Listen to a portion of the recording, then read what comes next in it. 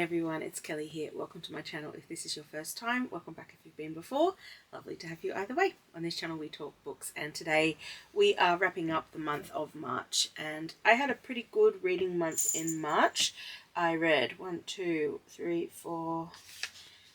7 books in March, which is has been my biggest reading month so far this year, and I'm going to tell you about those books now. The first book that I finished is Dusk by Robbie Arnott. This is one that has been sitting on my shelf waiting for me to pick it up for some time, and I'm really pleased that I did. I ended up listening to the audiobook version of this, and that was very beautifully done. Who was the audiobook author? Narrator. I haven't noted it down, but I will put it up on the screen for you. But they did a really, really good job. And in my notes, I've written, holy moly, the twist, the ending, OMG.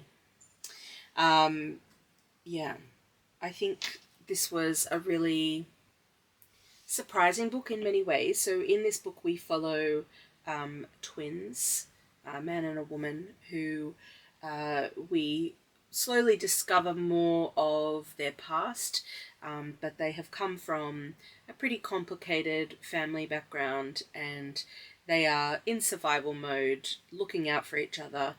The man has some kind of physical disability and we do discover a little bit more about how that came about as the book goes on, but at the beginning of the book you just sort of get to understand that he's in pain, like chronic pain, and he has some issues with his body. And this book is set in the past. They don't specify when, but it's like the early colonial days of Australia. It's set in Tasmania, and there is a puma, I believe it is. Yeah, a puma. And the puma is called Dusk. So this is not about dusk, the time of day. This is a puma called Dusk. And pumas are not native to Australia. This puma has been introduced, and I forget how that came about, but it does get explained. And then all of a sudden it starts killing shepherds and sheep, and this is like a major problem. And so there is a bounty put out, and these twins decide to have a go. Have they ever tracked a puma? No, but they're going to have a go, and they're trying to earn some money, basically, because they are surviving. And we follow them as they sort of make the decision to do this. Will they, won't they? They sort of go, they're thinking about it, etc. And we meet a couple of other characters as well as part of that adventure. But it takes a turn, and I thought this was great. I really, really enjoyed it, and I gave it 5 stars. I thought it was fabulous, so highly recommend. And I think one of the strengths of this book is definitely the descriptions of and the connection to the landscape, and also the relationship between the twins, Iris and Floyd, I thought was really a highlight of the book. Yeah. And as I said, the audiobook was amazing, so I highly recommend the book in general, but the audiobook specifically as well. So yeah, 5 stars. I love when we have a 5-star read. That makes me feel good. The next book is one that I read digitally. Yes, I read a digital copy of this book. Or was it? No, I listened to an audiobook of this book. And it is These Letters End in Tears, and I'm sure mispronounce the author's surname, but it is Musih, Tedji, Xaviere. This is a book about a lesbian relationship, but they are in a country, what was the country? I have forgotten. But it was a book that I was reading for my Around the World book club, and I can't remember which country we were reading for. Anyway, the specifics of the country, I guess, are... Actually, I want to say it was Cameroon. If I'm incorrect, I'll put it up on the screen. Anyway, basically, in this country, being gay is illegal, and it's certainly at best frowned upon by families, especially highly religious families. And we are following one of the two women who are in this relationship, and the other woman is gone, and we don't know what happened. We don't find that out till right near the end of the book, what happened to this woman. And the woman we are following is writing these letters that she is obviously not sending, because she doesn't know where to send them to. This woman has just disappeared off the face of the earth. And so she's writing these letters to her former lover, whose name is Fatima. She disappeared 13 years ago. And essentially, we kind of get these, like, within the letters, these flashbacks to their relationship. One of the things that I didn't like about this book was that it didn't hold that, it wasn't all letters, so it was mostly letters, and then the kind of more happening now things were not part of the letters so much. And it was just a little bit of a confusing structure to me. And, if you're going to go the route of doing this letter thing, then you should kind of see it through and it just be letters, and have things revealed from a flawed or a incomplete perspective, because you're just having it being told through letters. So it just sort of felt a little bit like a gimmick that didn't need to be there. Just tell the story. We didn't need a letter. It's okay. Just tell what happened. And yeah, so for me this was just okay, unfortunately. Yeah. I also really disliked the main character, and that didn't help. And also there were some pretty disturbing things that happened in the book that were glossed over. Like, for example, the fact that Fatima was groomed by a teacher at 12 years old and considers this teacher to be her first girlfriend. And that isn't interrogated at all in the book. It's just a thing that happened. Yeah. I didn't feel strong emotions, despite the fact that some pretty tragic things were happening in the book. And I think in part that's the writing style, and of course all the other, the things I've previously mentioned as being a problem for me. So yeah, it was just a bit eh. So I gave it 3 stars. It was fine, but it wasn't great, unfortunately, for me. The next book I also read digitally. This one I read as an ebook, and it was Women Without Men by Shahrnush Parsipur, and it was translated by Faridoun Farrokh. This was a book that was nominated for the International Book Prize, and that is why I picked it up, partly, but also partly because my Around the World Book Club decided to read it for the month of March. So the other book that I was mentioning before was the February one that I had not yet finished by the end of February. So caught up, then immediately read the next book very quickly because it's very short. It was a bit of an odd book also. Oh, I haven't written down in here what I rated it. Let's see if I wrote it in the other part of my journal. That's going to be a bit of a problem. Let's see. Okay, I've given it 3.5. Need to update that in this bit of the journal. Anyway, it was very odd.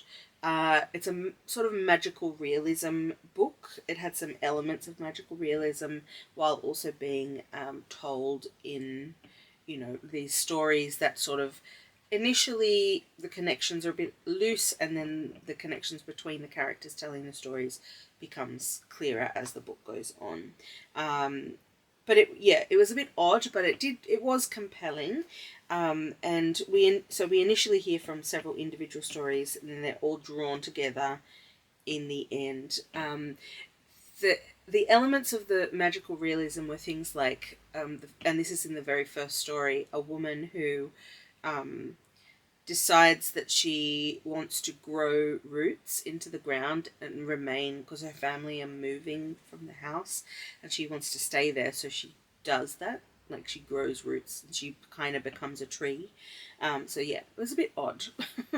But yeah, it was compelling, as I said. So yeah, I thought it was okay, and I gave it 3.5 stars. All right, the next book that I read was one I had a physical copy of, and it is Lolly Willowes by Sylvia Townsend Warner. This was advertised to me as being like a bit witchy, and it took a very interesting turn. I buddy read this book with one of you lovely people. Thank you so much to Tanya, who buddy read with me, and I quite enjoyed this book, and it was good to kind of check in with Tanya along the way, and whenever something interesting happened, or where we had an observation to share with the other. That's what I really like about doing a little buddy read. But anyway, I really liked the main character of this book, whose name was Laura. She's known as Aunt Lolly to her nieces and nephews, hence Lolly Willowes. But she, at the very beginning of the book, so she has grown up for some time without her mother, who died when she was quite young. So her father has sort of raised her, and she was the youngest child, has two older brothers. They go off eventually to live their lives, and then eventually her father passes away, and because of the time in which it's set, she is not independent, she's not married, so one of her older brothers, he and his wife offer to take her in. So she has to move from her country estate where she's lived for most of her life into London, and sort of feeling that feeling of losing connection to nature and place.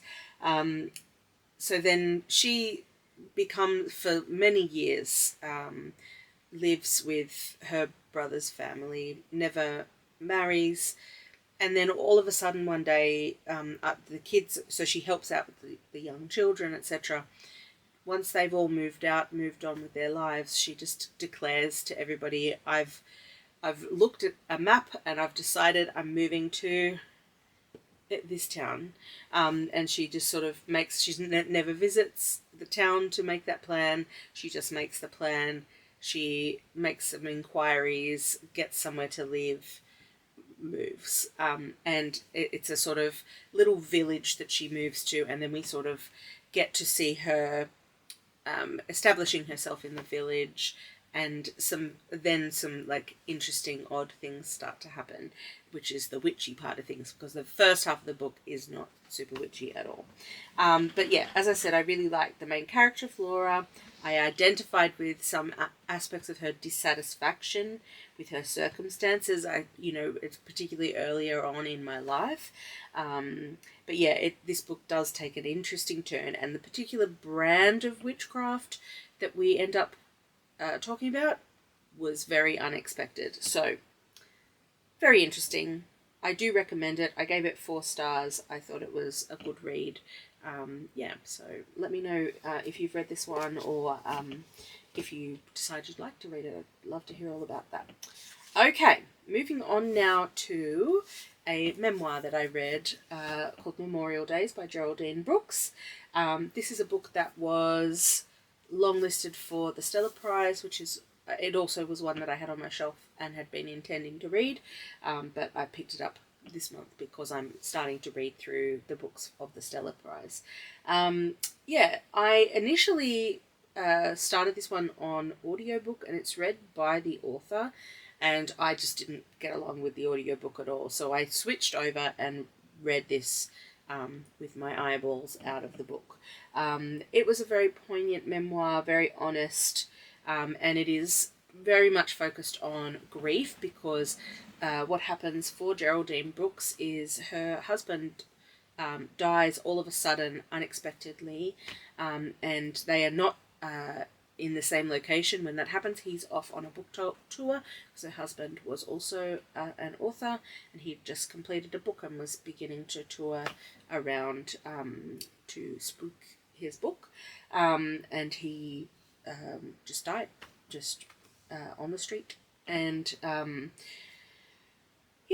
So it happened very suddenly. She wasn't there. She lives on somewhat remotely, and so it was a bit of an effort to sort of get to where he was, and yeah, it was so interesting because it was talking not only about her grief but also about the logistics of managing when something like this happens to you, and all of these things that the way that they were treated by the hospital, the morgue, and all of these institutions, and bureaucracy that had to happen around a death, and that was very interesting to read about. And she was very open and honest in the way that she talked about that. But essentially, she feels that she wasn't really able to process her grief around that until sometime later, and that's because she was managing all of that kind of bureaucracy and also the emotions and the grief of other people in this situation as well, and their expectations. And so she takes herself off to a little island, to a very remote place, to with the purpose of finally processing her grief some years later. And so we sort of cut between that timeline of her doing that and her observations through that process, and also cutting back to what happened immediately following, and then in the time after that, of her husband's passing. So yeah, it was a really, really great memoir. There were some quite surprising difficulties that she faced.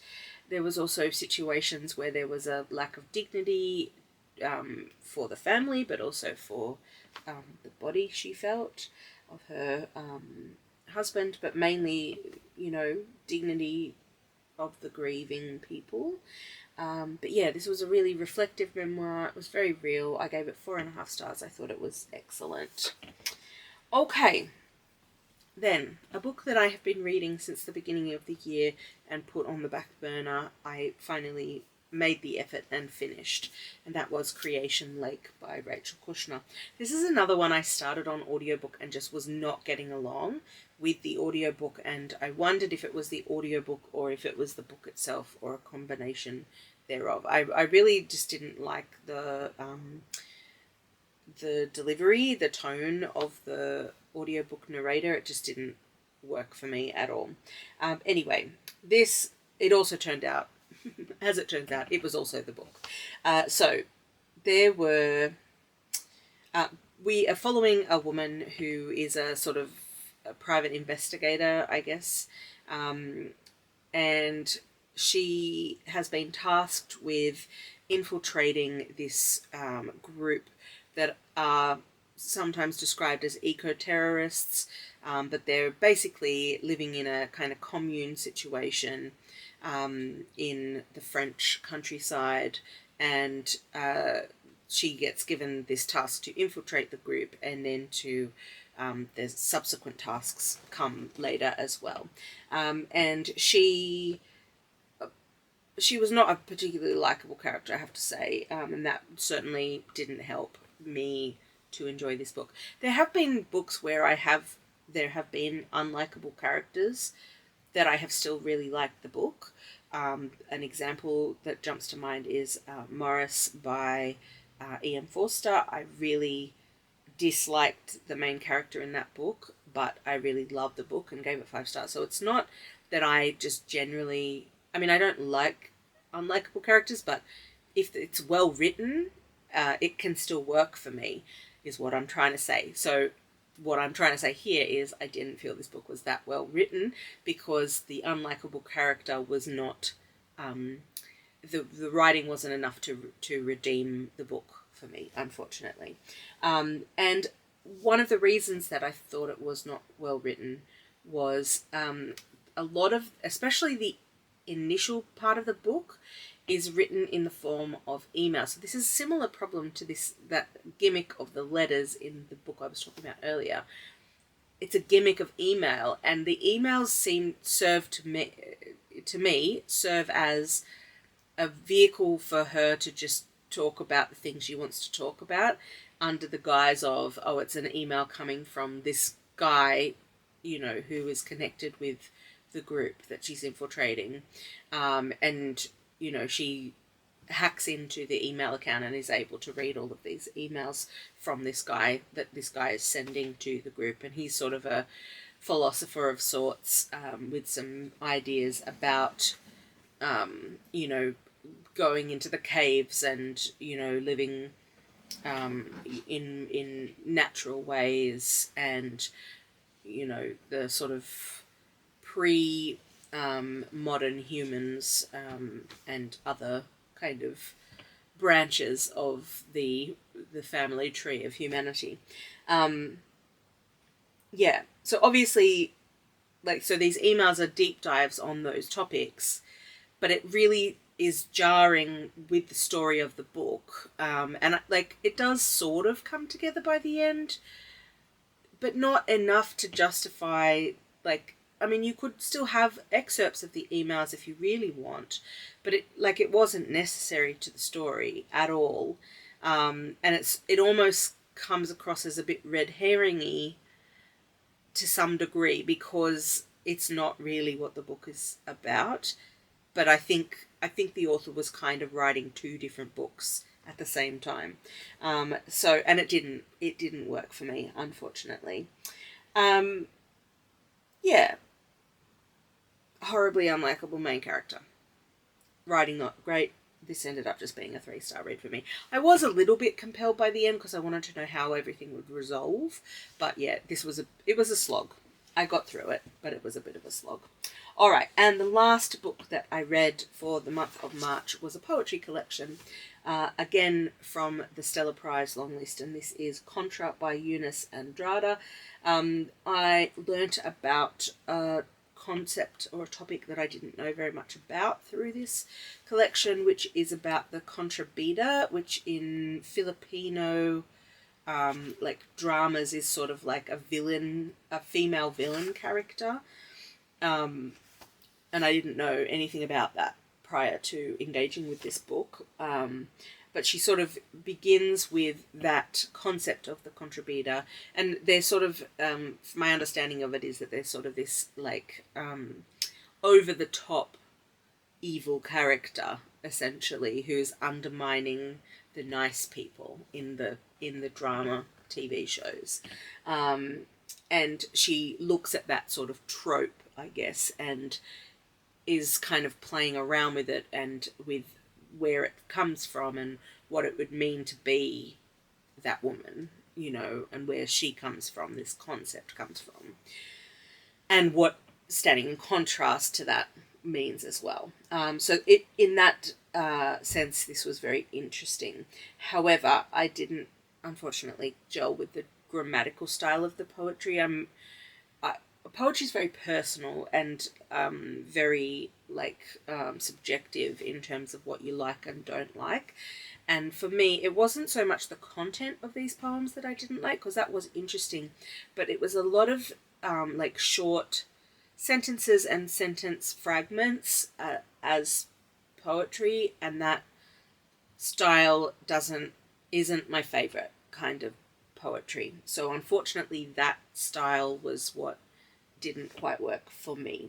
There were a couple of standout poems, including Natural History. Anti-Ode to My Jump Reflex was a very interesting one. Palacio de Cristal and Condition Report were all very interesting. There's a lot of sort of stuff as well in here about, topic-wise, about colonialism, which is an interesting topic to me. It's a topic I do like reading about. So the poems that kind of touched on those themes were more interesting to me, and I could kind of not overlook the grammatical style, but, like, it wasn't as much of, like, a problem because I was more connected with the content of the poem, I guess. So those would have been my standout poems, but overall this was just a 3-star collection for me, unfortunately. So I'm sad that I didn't get along with it, but it is what it is. And as I said, it is very personal and something that, you know, as I said, a very subjective sort of thing. So other people might get along with it just fine, but it wasn't for me, unfortunately. Okay, so those are the books that I read in March. Here are the physical ones, as well as the digital and ebooks. Digital ebook is the same thing. The ebooks and audiobooks is what I meant to say, that I read in addition to these physical ones. So thank you very much for watching this video. I hope that you have enjoyed it. Let me know down in the comments if you've read any of these. I'd love to hear your opinions about them. If you agreed or disagreed with me, let's have a chat down in the comments. Or if any of these books sound interesting to you and you would like to follow them up, I'd love to hear about that too. Thanks so much for watching, and I will catch you on the next one. Bye.